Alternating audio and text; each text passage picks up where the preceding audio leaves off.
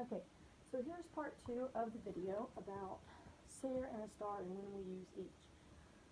So really what you're going to need to do, guys, is know what the sentence says, know what the words mean. Because this is one case where the meaning of the word, the meaning of the words in the context, the surrounding, other words in the sentence, makes you choose one verb rather than another verb. So it's not like you can just identify the subject, el, and be like, okay, well, it's el, so it's got to be está, or it's el, so it's got to be es. You got to pick between es and está, because both of those would be correct for el. But ser, the s comes from ser, would be correct in some situations, and está would be correct in others. So this is where you got to know what the sentence means to pick the correct verb. So one thing you need to know to look for is keywords like emotion words, words that reference what time it is now, job title words, because if you know if it's a job, that's probably going to be ser because occupation is ser. If it's what time it is, and you see some time words, you're probably going to go with ser also because ser is for time. But emotions is estar. So again, some of these are counterintuitive, and there's more than just one main reason to use each. But if you could boil it down to one main thing, it's permanent versus temporary. And if you get the permanent versus temporary thing, you're probably going to be right 70% of the time.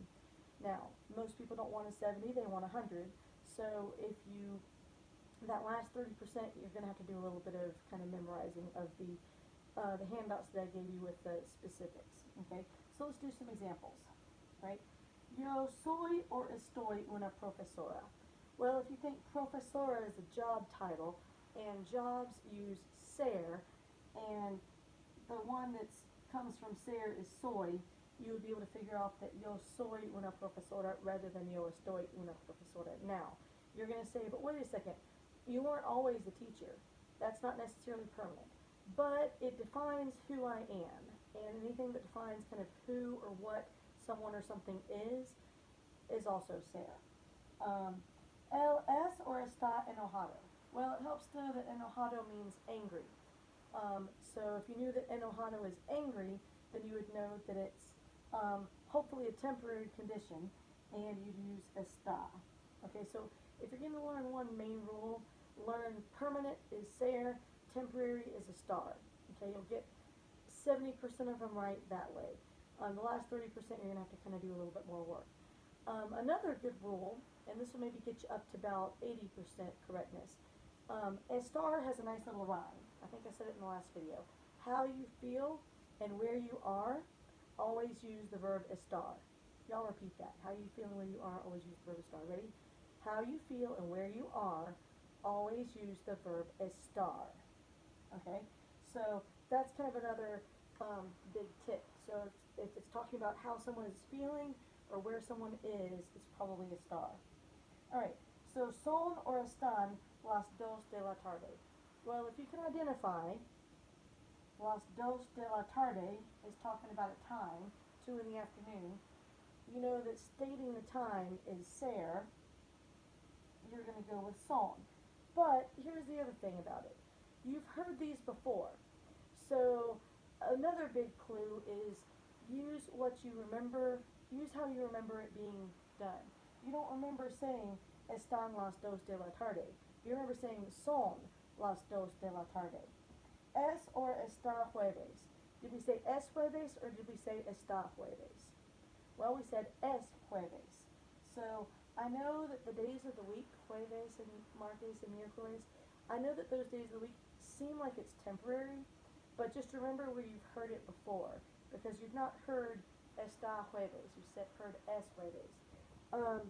El libro es or está de papel. The book is of paper. Well, this is where you kind of go permanent versus temporary.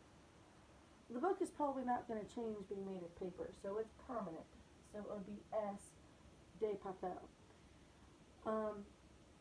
Let's see. I'm trying to think of another permanent versus temporary example. Uh, how did we do this one? We said mi madre, whoops, madre blank bien. It would either be es or está. Did we say es bien or did we say está bien? You probably remember está, okay, and you would be right because it's how you feel and where you are. How she feels is bien, well, okay. One last example. Donde blank el baño? Where is the bathroom? Either es or está would both mean where is the bathroom, but which one is correct? Well, which one have you heard? If you said está, you're right. How you feel and where you are. Okay, so where the bathroom is estar. So again, a couple of tips. How you feel and where you are, always use the verb estar. Ser is permanent, estar is temporary.